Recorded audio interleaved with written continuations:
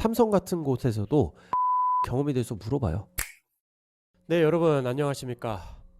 지금 몇 번째 촬영하고 있는지 모르겠는데 어쨌든 촬영을 하고 있습니다. 저번 라이브에서 라이브 송출 상태가 원활하지 않아서 다시 재촬영을 해서 업로드를 드리기로 했었는데 그것조차도 좀 여러 번 실패를 겪고 있는데요. 조치를 이번에는 확실하게 했으니 이번에는 제대로 올라갈 수 있지 않을까 싶습니다. 미치겠네요. 네, 어쨌든 오늘의 주제가 뭐였습니까, 여러분들? 면접 준비 방안. 면접이 일주일 남았다면 이것만 보고 가세요.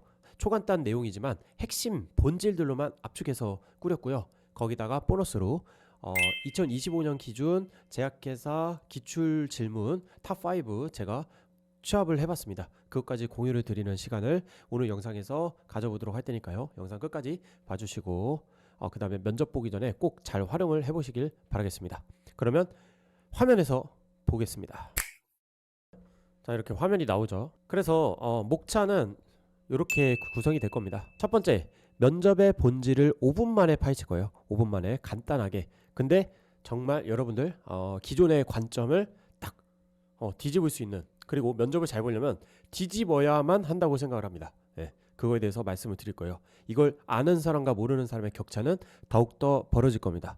이상한 데서 정답을 계속 찾고 있을 거거든요. 두 번째는 초간단 면접 준비 방법. 그래서 본질을 파악하고 면접 준비 어떻게 해야 될지 초간단으로 알려드리고요. 세 번째로는 면접 기출문제 탑5 알려드리도록 하겠습니다. 자, 파트 1 면접의 본질 5분 만에 파헤치기부터 알아보도록 하겠습니다. 여러분들한테 원래 라이브였으면은 이 질문을 하려고 했어요. 면접에서는 여러분 어떤 질문이 나올까요? 하면은 원래 이렇게 라이브에서 여러분들이 무슨 질문이요 무슨 질문이요 막 하는 걸 제가 상상하고 이렇게 구성을 짰지만 여러분들이 지금 없기 때문에 말씀을 드리겠습니다. 그래서 어쨌든 여러분들이 면접 질문 막 이거 있다 저거 있다 하면은 제가 여러분들 그거 오해해요 오해 하면서 쫙 이렇게 짜려고 했는데 좀 아쉽게 됐습니다. 어쨌든 여러분들이 대표적으로 오해하고 있는 것들이 이런 내용이다 라는 걸 좀 말씀을 드리고 싶었어요. 자, 직무 내용 위주로 질문을 할 것이다 라는 게 있어요.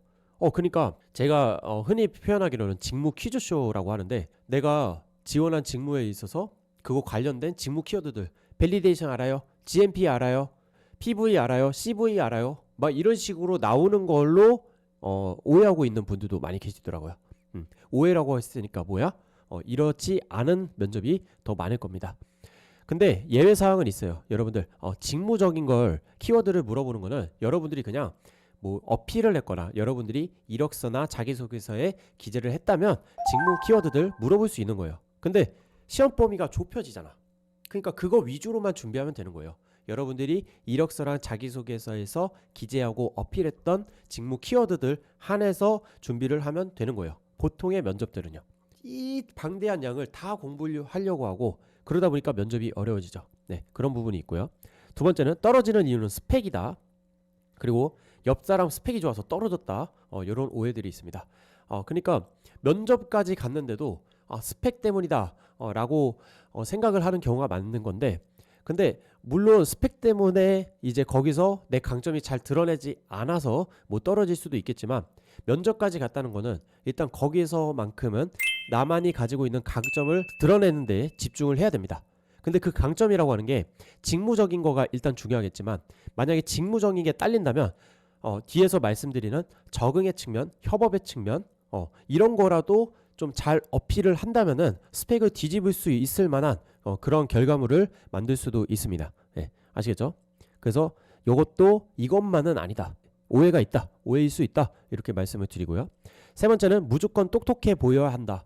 해가지고 여러분들이 완벽주의가 심해요. 여러분들 보통이 완벽주의가 심합니다. 잘 보여야 되고 되게 고급스러운 얘기만 해야 될 것 같고 전문적인 모습만 보여야 될 것 같고 막 이런 편견을 가지고 있는데, 사실 그렇지만도 않아요. 면접이란 게 그렇지만도 않습니다. 그래요? 왜? 당연히 똑똑한 사람을 좋아하겠지만 여러분들이 면접에서 저는 척을 하지 말라고 하거든요. 척을 하지 말아야 돼요. 왜 척을 하지 말아야 될까? 여러분들이 진짜 무슨 배우처럼 연기를 진짜 겁나 잘해. 그냥 메소드 연기야. 그러면은 해도 돼. 근데 대부분은 그렇게 되지가 않을 거잖아요. 티가 나잖아.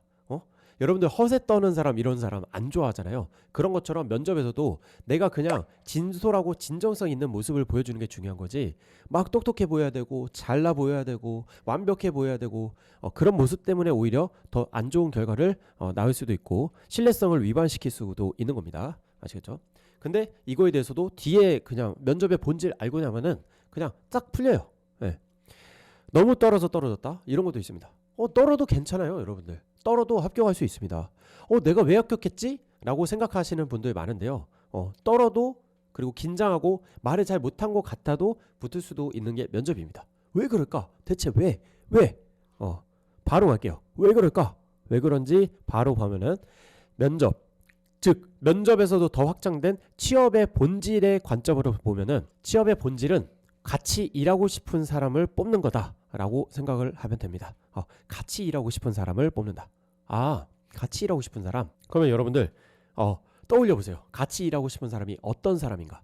그래서 제가 원래 라이브에서도 여러분들한테 같이 일하고 싶은 사람 어떤 사람인지 적어보세요. 정말 10명이면 10가지, 100명이면 100가지 나올 정도로 진짜 다양하게 있을 거라고 저는 생각을 했거든요. 네. 그래서 이것도 어떻게 보면 모호한 말이지만 일단 본질을 담고 있는 모호한 말이다. 근데 앞에 관점을 생각해 볼게요. 같이 일하고 싶은 사람. 네. 직무 내용 위주로. 그러니까 그 사람의 면접관의 관점이 직무에 대한 이해도가 높은 사람 위주로 뽑는다 하면은 직무에 대한 걸 많이 물어볼 수 있겠지만 보통 신입 면접에서는 직무는 기본적인 거 그리고 여러분들이 이력서 자기소개서에서 어필한 것 정도로만 물어보고 그 다음에는 여러분들이 어떤 사람인가 적응을 잘 할 수 있는 사람인가 그리고 이게 진짜 진심으로 지원을 한 것인가 그런 지원 동기 이런 것들 위주로 질문이 나온다는 거예요. 아시겠죠? 그러니까 오해 하나 깨졌죠.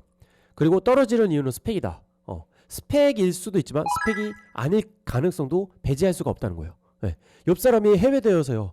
근데 그 사람도 떨어질 수 있는 거야. 그 사람이 떨어지고 내가 붙을 수도 있는 거예요. 왜? 면접은 같이 일하고 싶은 사람을 뽑는 거기 때문이죠. 암만 해외대 출신이어도 같이 일하고 싶지가 않으면은 뽑지 않는 거예요. 뭔 말인지 알겠죠? 무조건 똑똑해 보여야 된다. 여러분들 너무 똑똑해 보이려고만 하는 사람을 좋아하시나요? 네. 약간 빈틈도 있고 그러면서 솔직하기도 하고 자기 잘못을 인정할 줄 알고 그 다음에 사람들이랑 두루두루 잘 어울리고 이런 사람을 보통 좋아하죠. 이럴 필요가 없는 거예요. 여러분들의 그 장점 위주로 좀 잘 보여줄 필요가 있습니다. 물론 제가 그런 얘기는 해요. 여러분들이 정말 사회성이 없거나 똑똑하지도 않고 이런 분들은 어느 정도 이제 연기를 하긴 해야 될 거야. 근데 그런 분들이 아니라면은 대부분의 분들은 그냥 자신이 가지고 있는 모습 그대로 좀 보여주고 오는 걸 저는 추천을 드리는 바입니다. 예, 여러분들도 여러분들만의 장점이 다 있거든요. 그 장점을 부각시킬 수 있도록 하는 거예요. 아시겠죠? 그리고 너무 떨어졌다. 여러분들 떨면은 그냥 이러나요? 이래요? 왜 이렇게 떨어? 그게 아니라 좀 약간 연민의 감정도 느끼고 너무 많이 긴장했나 보다. 좀 잘했으면 좋겠는데. 약간 이런 마음을 가지게 되기도 하잖아요. 그러니까 떨기만 한다고 해서 떨어지기는 건 아니라는 거야. 물론 계속 떨기만 하고 이상한 얘기하고 맥락도 이제 못 짚고 그다음에 뭐 준비한 거 아예 얘기도 못 하고 이러면 당연히 떨어지죠. 근데 여러분들이 준비해온 걸 소신 있게 얘기하면서 떨리는 목소리로 얘기해도 붙을 수가 있다는 거예요. 왜? 같이 일하고 싶은 사람이라면 붙을 수가 있는 겁니다. 너무 쉽죠? 그러면 근데 같이 일하고 싶은 사람이 어떤 거냐? 이제 정리를 하자면 이 세 가지 측면이 있는 겁니다. 성과, 적응, 협업 이 세 가지 측면이 있다고 보시면 돼요. 세 가지 측면. 그래서 성과의 측면 당연히 업무 성과 잘 낼 사람이 필요하겠죠. 근데 여러분들 보통은 이것만 생각을 한다 이 말이야. 뭐 직무 키워드에 대한 이해 막 이런 것들에 쏠려 있고 스펙도 여기에 쏠려 있는 건데요. 근데 여러분들이 간과하는 게 아무리 이 성과 측면이 발달해 있어도 이 적응과 협업이 적으면은 그 사람은 안 뽑히는 겁니다. 네. 왜냐면 같이 일하고 싶은 사람이 아니기 때문이죠. 그러면 어떤 거예요? 이 삼각형을 골고루 밸런스 있게 갖추고 있는 사람일수록 좋고 이 다음에 만약에 스펙도 진짜 좋은데 적응도 잘할 것 같고 사람들이랑 두루두루 조직 적합성도 맞을 것 같아. 그러면 그 사람이 뽑히지. 네. 근데 허점이 있을 수가 있다는 거예요. 아무리 해외되고 뭐 이래도 이 부분이 적어. 그러면 여러분들이 더 유리한 지점에 있을 수가 있어요. 네. 아시겠죠? 그래서 볼게요. 자, 적응 측면으로 보면은 적응이라는 건 어떤 거냐면 회사에서 잘 적응하는 것과 동시에 오래 다닐 사람인가가 중요해요. 오래 다닐 사람인가. 그래서 여기서 빼놓지 않고 이제 물어보는 게 뭐냐면은 지역적인 겁니다. 그래서 우리 제약회사, 우리 이과 친구들 같은 경우에 제약회사에 취업하려고 하면은 연구소나 이제 공장 쪽에 보통 취업을 하게 되잖아요. 연구소나 공장, 지방에 있습니다. 보통 지방에 있어요. 그러면 지방이면 지방일수록 이 적응의 측면에 질문을 하게 되는 거예요. 여러분들 이력서에 만약에 딱 거주지가 서울로 돼 있어. 근데 보는 곳이 막 충청도 어디야? 먼저 보는 곳이. 그러면은 서울에 사시네요 하면서 여기에서 잘 살 수 있겠냐? 이런 질문을 꼭 하는 겁니다. 왜? 적응 못하고 그냥 나가버릴까 봐. 실제로 그걸로 적응이 어려운 친구들이 많죠. 저도 어려웠어요. 저도 어렵습니다. 그렇지만 적응을 해나갔지만 어쨌든 중요한 부분입니다. 여러분들이 아무리 이게 뛰어나도 직무 적합성이 뛰어나도 여기서 금방 나갈 것 같은데 6개월 3개월 만에 나갈 것 같은데 하면 안 뽑는 거예요. 여러분들 아시겠죠? 그게 같이 일하고 싶은 사람의 기준 중에 하나입니다. 자, 그 다음에는 협업 좋아하겠죠. 야, 이 사람이 대인관계가 두루두루 잘 지내면서 협업이라는 공동의 목표를 달성하는 과정에 있어서도 괜찮을지를 물어보는 거고, 이따가 나오기도 할 거지만 미리 말씀드리자면 요즘은 갈등 경험에 대해서 그리고 갈등을 어떻게 조치할 것인가에 대해서 많이 물어보곤 합니다. 그것도 협업의 측면이에요. 여러분들 회사에 가면은 갈등은 무조건 생깁니다. 무조건 생긴다고 보고요. 상대방과의 갈등을 원만하게 원활하게 해결할 수 있는 것도 굉장히 중요한 요소고요. 아무리 스펙이 좋고 능력이 좋고 해도 이 갈등을 해결하거나 아니면 상대방과 팀플레이를 통해서 높은 성과를 내는 거는 또 다른 측면의 역량인 거예요. 아시겠죠? 그래서 이게 다가 아니라는 점, 이것까지도 필요하다는 점, 그리고 자소서나 면접에서도 이 적응과 협업에 관한 질문들도 꽤 비중 있게 나온다는 점, 이거를 알아두셔야겠습니다. 왜? 그거의 본질은 뭐다? 같이 일하고 싶은 사람에 있기 때문이다. 너무 명쾌하죠. 너무 명쾌해. 여러분들 여러분들이 스스로를 돌아보세요. 내가 같이 일하고 싶은 사람에 해당이 되는지. 부족해? 그럼 그 부분을 보완하면 되잖아. 아시겠죠? 자, 같이 일하고 싶은 사람을 여러분들은 서류 스펙만 보고 뽑을 수가 있냐, 이 말입니다. 없다는 게 결론이겠죠. 없기 때문에 마주하고 대면으로 면접을 보는 거예요. 가끔 가다가 줌 화상으로 보기도 하는데 많이 없어졌어요. 왜 없어졌겠어요? 줌 화상하면은 여러분들 오는 시간도 줄이고, 그리고 그분들도 훨씬 비용을 아낄 수가 있어요. 근데 아낄 수가 있는데도 불구하고 왜 줌으로 안 매? 안 되니까. 그러면 안 되니까. 예를 들어서 여러분들 소개팅을 예로 들어도 서로가 만나는 거잖아요. 그리고 관계를 맺는 거잖아요. 취업도 마찬가지예요. 서로가 만나서 이제 일을 할 거고 관계를 맺는 거잖아요. 근데 그런 사람을 어떻게 안 보고 그냥 영상으로만 그렇게 뽑냐, 이 말이죠. 아시겠죠?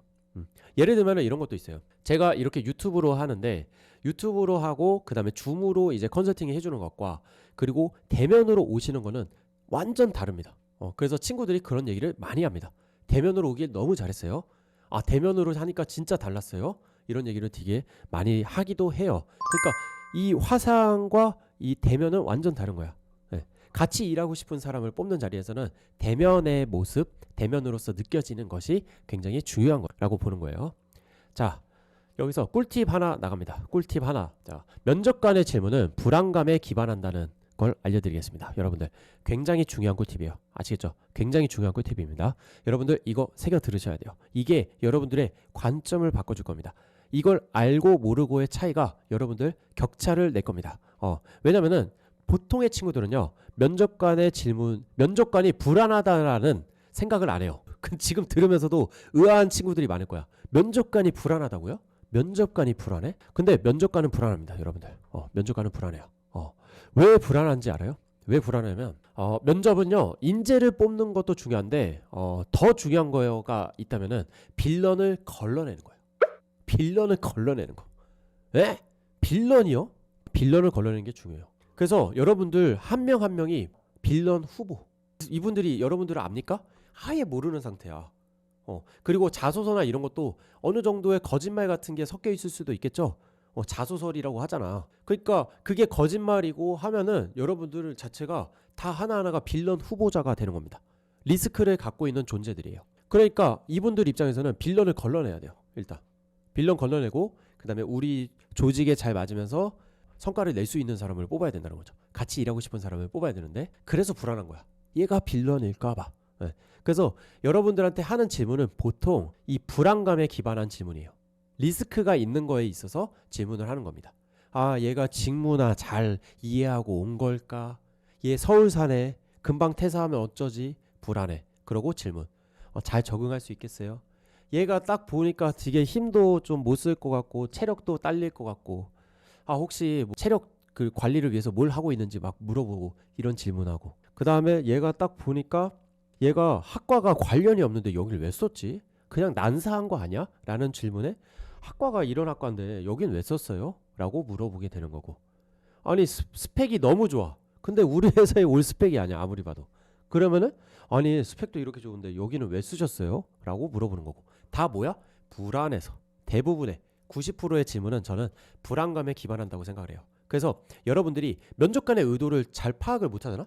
면접관의 의도 파악하는 거 그냥 불안감에 기반한다라는 이 단순한 사실만 알고 있어도 대부분 파악할 수가 있어요. 아시겠죠 여러분들? 불안감에 기반한 질문이 나온다는 걸 알고만 있어도 여러분들 대부분의 면접관의 의도는 알 수 있게 되는 거예요.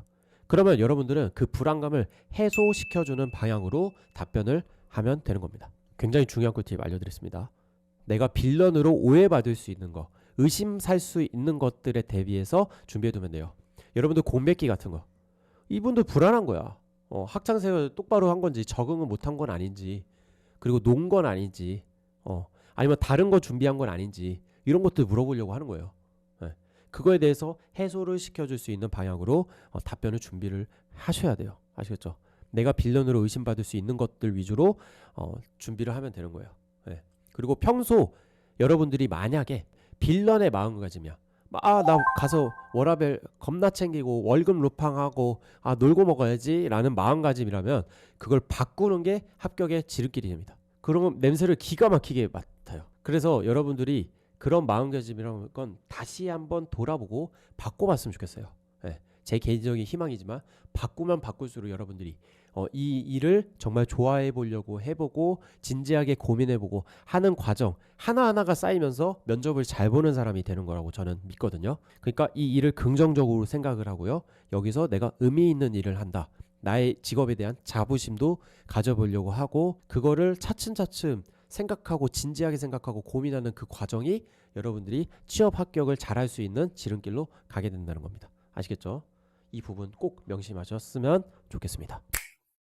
여러분들 이제 챕터 2 초간단 면접 준비 방법에 대해서 알아보도록 하겠습니다. 초간단 면접 준비 방법입니다. 정말 간추린 거예요. 앞에서 취업의 본질을 알아봤고 어떤 걸 평가하는지 면접관들은 어떤 걸 좀 보고자 하는지 어떤 의도로 면접을 보는지 이런 거에 대해서 설명을 드렸고 여러분들은 이제 어떤 절차 방안에 따라서 면접 준비를 해야 되는지를 제가 정말 초간단으로 준비를 해왔습니다. 그걸 봐보죠. 이력서, 자소서, 10대 질문, 기출 요 순으로 진행이 되는 겁니다. 이력서, 자소서, 10대 질문, 기출 이 순서대로 기억을 하시면 돼요. 그러니까 여러분들 제일 중요한 것부터 나열한 겁니다. 여러분들한테 제일 중요한 것은 무엇이냐? 직무고 뭐 다른 거 말고 이력서부터예요. 이력서가 가장 중요합니다. 면접에서 이력서가 가장 중요해요. 이력서가 뭐야? 여러분들 개인 정보죠. 여러분들에 대한 정보를 의미해요. 여러분들에 대한 정보를 토대로 물어보는 질문이 가장 많이 나오는 질문이고 거기서 나올 가능성이 매우 높다는 것입니다. 그래서 이력서부터 봐야 돼요. 이력서에 대해서 완벽하게 준비를 하고 나서 자소서 보시고 자소서 본 다음에 그 다음에 빈출 문항인 10대 질문 그 다음에 해당 기업의 기출 이 순으로 보는 겁니다. 이렇게 정리를 할 수도 있어요. 여러분들 이력서랑 10대 질문 자체는 일단은 공통상이다. 어디에 따라서 기업마다 준비해 놓는 게 이력서랑 10대 질문은 다 비슷비슷해요. 왜냐하면 나에 대해서 준비를 하는 거잖아요. 그래서 공통적으로 준비를 해놓는 거고 이력서랑 10대 질문을 미리 준비만 해놓는다면 어느 기업에나 공통적으로 적용을 할 수가 있다는 의미입니다. 자소서랑 기출 같은 경우에는 그때그때 준비가 필요해요. 왜냐면은 여러분들 기업마다 자소서 문항이 다르죠. 보통 그 자소서 문항에 따라서 내가 기재한 내용이 다를 것이고 그거에 따라서 면접 준비를 해둬야 된다 라는 겁니다. 그리고 기출도 각 기업마다 그리고 그 기업 그리고 해당 직무마다도 기출이 달라질 거예요. 그때 그거에 맞게 준비를 하셔야 된다. 따라서 여러분들 이력서랑 10대 질문에 대해서 미리 준비를 해 놓으시길 바래요. 그래서 면접을 일주일을 앞둔 분들이 아닌 그냥 이걸 보고 계신 분들이라면 이력서랑 10대 질문에 대해서는 미리 준비를 해둬라. 그러고 나서는 이제 특정 기업의 면접을 앞뒀을 때마다 자소서 기출을 그때 준비를 하면 될 거니까요. 아시겠죠? 그래서 자, 세부적으로 들어가 보도록 하겠습니다. 여러분들 이력서에서 나오는 대표 질문은 이런 것들이 있다. 공백기, 낮은 학점 뭐 이런 것들이 있는데 이게 다 뭐다? 면접관분들이 불안감에 기반해서 질문하는 것이다. 여러분들의 리스크 위주로 질문을 하게 될 겁니다. 또한 여러분들이 어필한 거 있어서도 이게 진짜 믿을 만한가, 진짜 얘가 했는가에 대한 검증을 하는 그런 질문들을 하게 된다는 거죠. 그래서 여러분들이 인턴, 계약직, 학부연구생, 뭐 석사를 했어, 아니면은 뭐 특이한 경험이 있어, 그러면 그 활동에 대해서 물어본다는 거야. 직무 교육에 대해서도 얘네가 잘 이해를 하고 있는지, 허투루 들은 게 아닌지 이런 거에 대해서 물어보는 거예요. 그러니까 허투루 들은 게 아닌지 정도로 물어보는 거지 얘가 겁나 빡세게 잘하는지 이 정도로 신입을 검증하는 경우는 거의 없다는 거죠. 뭐 몇몇 기업은 가끔 있긴 한데 거의 없다는 거예요. 그래서 여러분들이 보통 질문 세례를 받게 된다면은 여러분들이 기재하고 어필했을 때 그렇게 질문을 받게 된다는 겁니다. 뭐 분석기기에 대한 원리, 사용 절차, 제조사, 뭐 트러블 슈팅 경험, GMP, DI 질문 이런 것들이 다 포함이 됩니다. 그리고 기재한 직무 키워드에 대한 정의와 목적 정도는 준비를 해가라. 뭐 GMP에 대한 거, DI에 대한 거, 뭐 알코아 이런 거를 내가 만약에 이력서나 자기소개서에 썼어. 그러면 그거에 대해서 정의와 목적 정도는 준비해가라는 거예요. 환경 모니터링 뭐 이런 것도 마찬가지입니다. 그리고 여러분들이 아르바이트 경험에 대해서 썼다면 아르바이트에 대해서도 어떤 아르바이트를 했는지 거기서 배운 것은 무엇인지 이런 것들을 준비해 갈 필요가 있어요. 아르바이트는 직무랑 관련 없는데 이걸 이력서에 써야 돼요? 저는 쓰라고 얘기하는 편이에요. 왜냐면은 여러분들 사회 경험입니다. 아까 같이 일하고 싶은 그 삼각형에서 적응 그리고 협업 측면이 있었죠. 사회성에 대한 거예요. 아르바이트를 한 사람과 안 한 사람은 제 기준이기도 하지만 사회성 면에서 많이 차이가 납니다. 네. 그래서 조직 적합성 그리고 여기에 적응을 하는 거는 아르바이트 경험이 많고 거기에 진득하게 그것도 한 6개월 이상 있는 아르바이트 경험을 쓰라고 말씀을 드리는데 보통 그런 분들의 경우에 이 아르바이트 경험을 꼭 쓰시라고 말씀을 드리고 그리고 그거에 대해서 질문도 나온다. 예를 들면 삼성 같은 곳에서도 아르바이트 경험에 대해서 물어봐요. 네. 거기서 뭘 했냐? 힘든 게 없었냐? 그리고 거기서 뭐 갈등 같은 거 없었냐? 기억에 남는 게 무엇이었냐? 이런 것들 물어봤어요. 네. 삼성이 물어보는데 여러분들 어디가 뭐 안 물어보고 이걸 안 써야 되는 사항은 아니겠죠. 안 쓴 사람한테 오히려 물어보기도 한다니까요. 혹시 알바 경험 같은 건 없어요? 이런 식으로. 왜냐면 이 친구가 너무 직무만 쓰면은 이 친구를 적응, 협업 측면을 파악하기가 어렵다는 거예요. 아시겠죠? 그리고 취미 특기, 여러분들이 어떤 사람인지에 대한 평가, 판단을 하기 위해서 이런 것들을 물어볼 수가 있어요. 직무랑 연관없는데 이런 거 왜 개인정보 왜 물어봐요?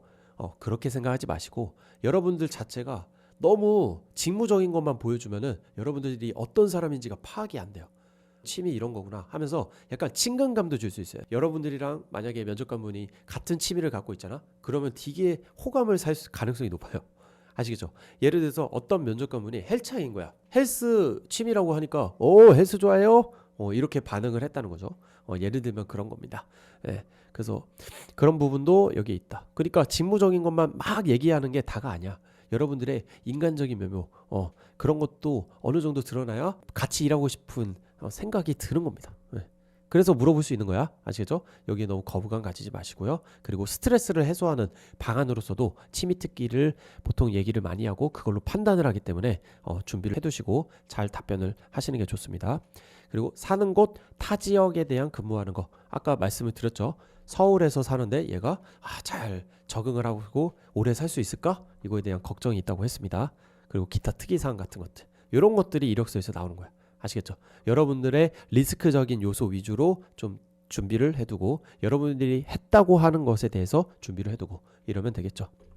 자, 다음 자소서에서 나오는 대표 질문을 보겠습니다. 딱 두 가지가 있습니다.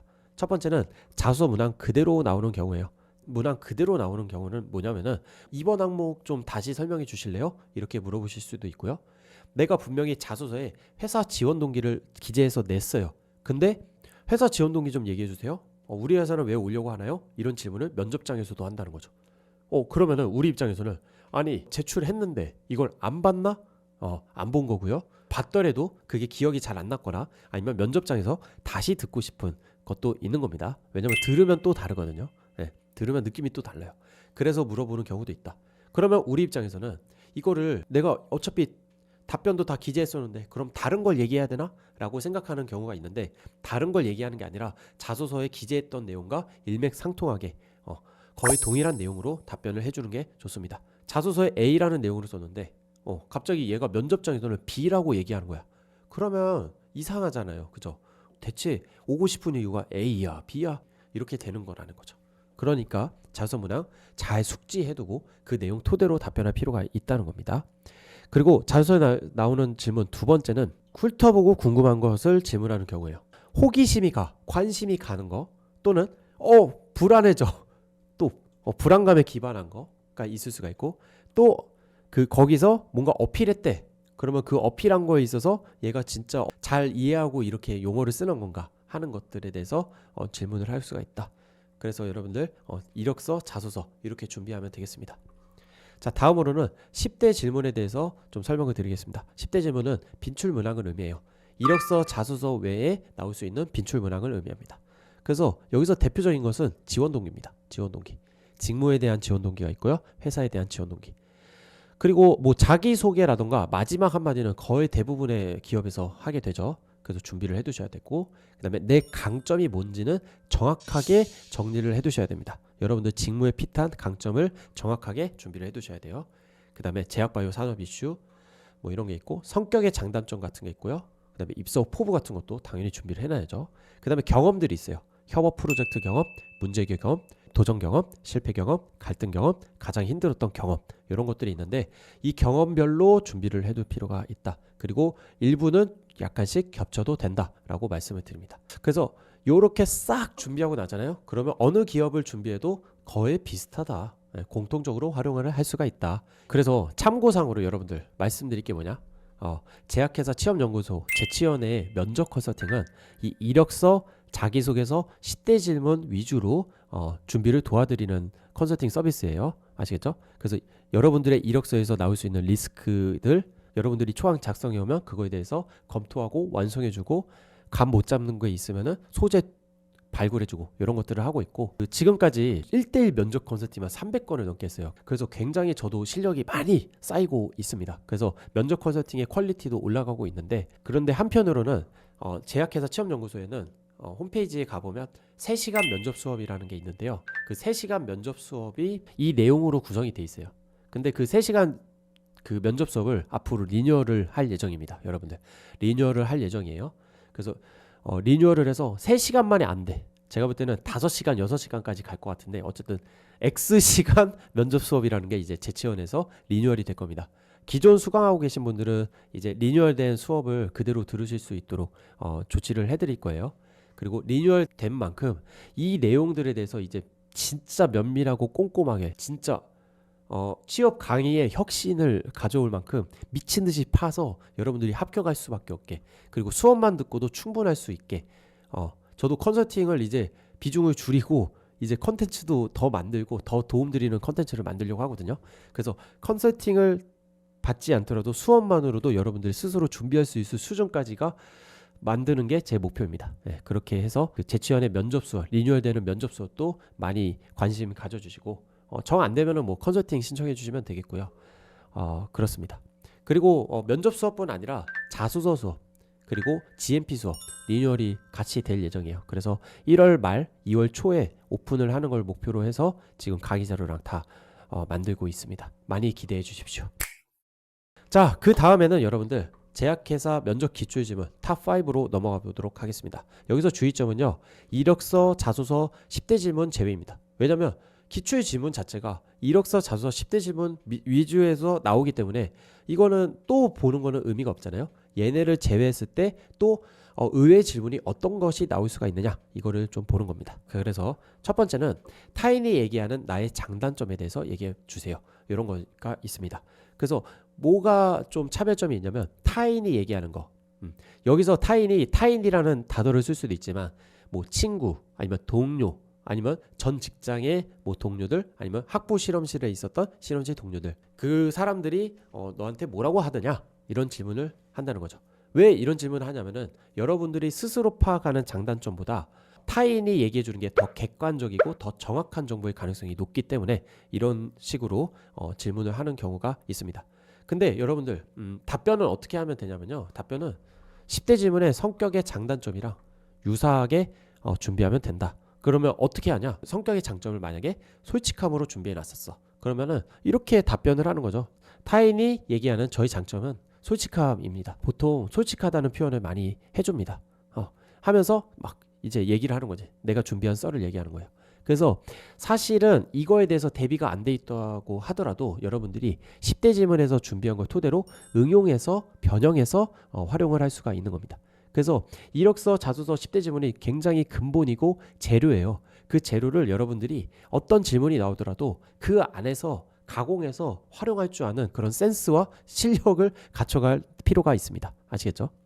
자, 두 번째 볼게요. 땡땡 지무가 어떤 일을 하는지 알고 계신가요? 이런 겁니다. 아까 공고 내용에 대해서 공부, 학습이 필요하다고 했고 각종 키워드에 대해서 목적을 설명할 수 있어야 된다고 말씀을 드렸어요. 이거는 번지수 개념이에요. 여러분들이 무슨 업무 하는지도 모르고 지원을 한 사람을 같이 일하고 싶어 할 리가 없잖아. 예를 들어서 아르바이트 면접이에요. 근데 설거지 할 사람을 뽑는 거였어. 근데 이 친구가 아르바이트 면접에서 면접 얘기를 하는 걸 들어보니까 뭐 설거지 얘기는 안 하고 막 서빙하는 거 막 이런 거 어필하고 있어. 그러면 아니 이거 무슨 일 하는지는 알고 오셨어요? 물어봐서 네 홀서빙이랑 청소하는 걸로 알고 있습니다. 이러면은 뽑을 마음이 싹 식겠죠. 여러분들 그런 거라고 보면 돼요. 아니 단단히 무슨 일 하는지도 모르고 그냥 지원한 사람을 왜 뽑아요? 아시겠죠? 그러니까 내가 지원한 업무 내용에 대 있어서 내가 설명할 줄 알아야 돼요. 그리고 잘 알고 있다라고 어필할 수 있어야 됩니다. 이 정도는 당연히 준비를 하셔야 되는 거예요. 아시겠죠? 자, 세 번째. 땡땡과 갈등이 생기면 어떻게 해결하실 건가요?에 대한 건데 여기서 말하는 땡땡은 뭐 상사가 될 수도 있고요. 동료가 될 수도 있고 팀원 아니면은 고객사 담당자 뭐 이런 사람들이 다 될 수가 있는 겁니다. 누구와 갈등이 생기면 어떻게 할래요? 라는 건데 갈등 해결 방안에 대해서 여러분만의 갈등 해결 방안에 대해서 물어보는 겁니다. 여러분들만의 갈등 해결 방안을 준비를 해두세요. 그리고 그거에 맞는 갈등 경험을 준비해두세요. 아시겠죠? 그래서 이것도 어떻게 응용할 수가 있냐면 10대 질문 갈등 경험 있잖아요. 갈등 경험을 준비해놨어. 그러면 그 갈등 경험을 준비하고 거기서 내가 갈등을 해소를 할 때 썼던 방안이 있을 거예요. 네, 그걸로 답변하는 겁니다. 저는 땡땡 하면서 갈등을 해소하겠습니다 라고 답변을 먼저 하는 거죠. 그러면 면접관이 아니 왜? 그게 좋을 것 같아? 뭐 이런 식으로 나온다면 네 제가 이런 방안을 통해서 갈등을 해결한 경험이 있습니다 하면서 썰 풀면서 설명해 주면 돼요. 우리가 그 갈등을 경험했을 때 이렇게 풀었기 때문에 회사에 들어가서도 마찬가지로 이런 식으로 갈등을 해결하겠습니다 라는 논리로 가는 거예요. 아시겠죠? 그래서 갈등 경험을 되게 많이 물어보고 다양하게 물어보더라고요. 아르바이트를 해봤으면 아르바이트 때 갈등은 없었냐? 뭐 그리고 대외 활동을 해봤으면 대외 활동 때 뭐 갈등 없었어요? 의견이 잘 안 맞았을 텐데 이렇게도 물어보기도 하고. 네. 그래서 경험마다 좀 마련을 해놓으면 좋기도 해요. 아시겠죠? 여러분들 이건 최근 트렌드 팁입니다. 자, 네 번째 질문은요. DI에서 제일 중요한 게 뭐라고 생각하나입니다. 이거는 사실 이력서나 자기소개서에 여러분들이 DI를 어필했을 때 나오는 질문이에요. 그 키워드들 중에서도 DI에 대해서는 굉장히 예민하게 면접관분들이 물어보시더란 겁니다. 왜냐면은 현업에서 DI가 굉장히 화두고 굉장히 중요한 사안이기 때문에 취준생이 DI라고 막 하면은 오 그래? 하면서 물어보는 거예요. 그래서 이거 잘 답변하면은 여러분들 굉장히 큰 기회가 될 수가 있습니다. 명심하세요. 진짜 명심하세요. 아시겠죠? 그럼 어떤 걸 준비해야 되냐? DI의 정의 일단은 데이터 인테그리티의 정의 그리고 알코아라는 개념이 있잖아요. 알코아 플러스라고 해서 10가지에 대해서 준비를 해두는 거예요. 그리고 이 질문이에요. DI에서 가장 중요한 게 뭐라고 생각하는가에 대해서 답변을 준비해야 되는데 그 알코아 중에서 하나를 선택하세요. 다 정답이 될 수 있는 겁니다. 하나를 선택하고 그거에 대해서 왜 이게 제일 중요하다고 생각하는지에 대해서 근거만 마련해 가세요. 아시겠죠? 그렇게 얘기하면은 DI 관련한 질문 만점. 아시겠죠? 자, 마지막으로 기초 탑 5는 뭐냐면 우리 회사에 대해서 아는 것을 얘기해 주세요. 이것도 번지수예요. 우리 회사 뭐 하는 데인지 알거나 쓴 건지예요. 만약에 아르바이트 면접이야 또 돈가스 집인데 일식 돈가스 집인데 얘는 그냥 생긴 것만 보고 초밥집 아니었어요? 이러고 있는 거야. 그럼 그 사람은 뽑겠어요? 아니 일식 돈가스 집에 지원하는 것도 모르고 그런 사람을 뽑겠냐고. 예를 들면은 우리 회사는 바이오 의약품을 안 해. 케미컬 의약품 회사야. 근데 계속 바이오 거려. 그러면 물어보는 거야. 아니 우리 회사 뭐 어떤 회사인지 아냐? 그러면은 뭐 바이오 거려. 그때도. 그러면 그 사람은 탈락이죠. 뭔 말인지 알겠죠? 번지수 잘못 찾아왔으니까. 그러니까 그 회사에 대해서 아는 것을 잘 준비해 가야 돼. 자료 준비를 잘해 가야 됩니다. 정확한 정보로 준비를 해 가야 돼요. 그리고 두 번째로는 번지수뿐 아니라 로열티도 측정을 할 수가 있다는 거죠. 이 회사를 얼마나 좋아하는지 이런 겁니다. 그래서 저는 여러분들이 예를 들어서 좋아하는 게 있잖아요. 좋아하는 게 있으면은 그거를 계속해서 파고들잖아요. 보통 여러분들 취미가 있다면은 만약에 헬스 좋아하는 분이면 헬스 유튜브나 뭐 자료 같은 것들 보면서 헬스 잘해지는 법 그리고 헬스에서 유명한 헬스 강사분이나 바디빌딩 선수 같은 분들 막 찾아보면서 막 비결 배우고 그 사람들의 마인드 배우고 어떤 그 대회가 있고 막 이런 정도까지 깊게 들어간단 말이죠. 애니메이션을 좋아하면은 애니메이션에서 깊게 들어가고 저 같은 경우는 영화 재즈 이런 걸 좋아하기 때문에 영화에 대해서 깊게 들어가고 별의별 영화 다 보고 다니고 막 이런 건데요. 예. 그러니까 뭔가를 좋아하면은 깊게 그리고 자세하게 조사를 한다는 거죠. 그러니까 그거를 요즘은 덕질이라고 하는데 그러면 그 덕질을 회사 덕질을 해본다고 생각하면 좋아요. 그러니까 회사를 정말 좋아하고 로열티가 있는 사람일수록 회사에 대해서 물어봤을 때 술술술술 나오겠죠. 그리고 좋아하는 취미를 얘기할 때 막 눈이 번쩍번쩍해지고 막 흥분해서 얘기하는 것처럼 회사에 대해서 물어봤을 때도 약간 그런 마음가짐을 보여주면은 면접 합격 확률이 확 올라간다는 거예요. 진정성 있다, 열이 있다, 열정이 있다. 이렇게 보일 수 있도록 해보라는 거예요. 아시겠죠? 그 정도로 좀 준비를 하셨으면 좋겠고 그리고 공장에 대해서 괄호치고 공장이라고 써놨어요. 이걸 왜 적어놨냐면 어떤 회사는 공장이 여러 개인 데가 있어요. 예를 들면 한미, 대웅, 녹십자 이런 곳들이 있습니다. 그런 곳들 같은 경우는 공장마다 생산하는 제품이 다르고 GMP 수준도 다르고 그리고 문화나 이런 게 다를 수가 있어요. 아시겠죠? 그래서 대표적으로 한미약품은 보통 다 그런 건 아니지만 팔탄에서는 케미컬, 평택에서는 바이오 위주로 생산을 하고 있어요. 근데 평택 공장을 지원했어요, 여러분들이. 근데 막 케미컬 하고 있는 거야. 그러면은 안 된다는 거야. 아시겠죠? 그래서 한미약품에서는 이런 질문이 빈출적으로 나와요. 평택 공장에 대해서 아는 걸 얘기해봐라. 팔탄 공장에 대해서 아는 걸 얘기해봐라. 그렇게 좀 많이 나오고 그리고 대웅제약 같이 뭐 1지망, 2지망으로 고르는 경우도 있거든요. 그러면 왜 이 공장을 1지망으로 선정했니? 왜 이 공장을 2지망으로 선정했니? 그리고 그 이유에 대해서 설명할 때는 각 공장의 차이점 같은 걸 분석하고 알아야겠죠.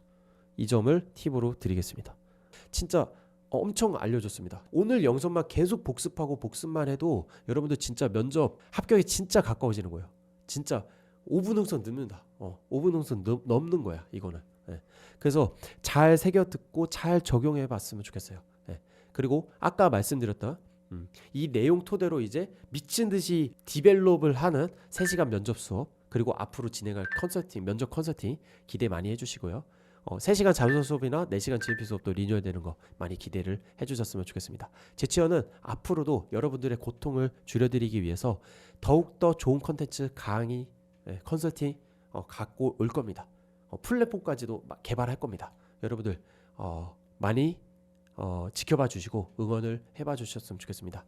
그래서 팜치 여러분들 오늘 영상이 도움이 되셨다고 저는 확신을 하는데 진짜 도움이 되셨으면 좋겠습니다. 자 그러면 고생 많으셨습니다. 여러분들 소중한 친구분들 면접 앞두셨으면 이 영상 꼭 공유해 주시길 바라고요. 우리는 또 월요일마다 있는 라이브에서 뵙고 또 소통하는 시간 가지고 그랬으면 좋겠습니다. 도움 되셨다면 구독, 좋아요 눌러주시고요. 좋은 밤 되시고 2026년 상반기 합격의 길로 같이 가봅시다. 따라오세요. 제치원 따라오시면 됩니다. 합격할 수 있습니다. 여러분들 화이팅!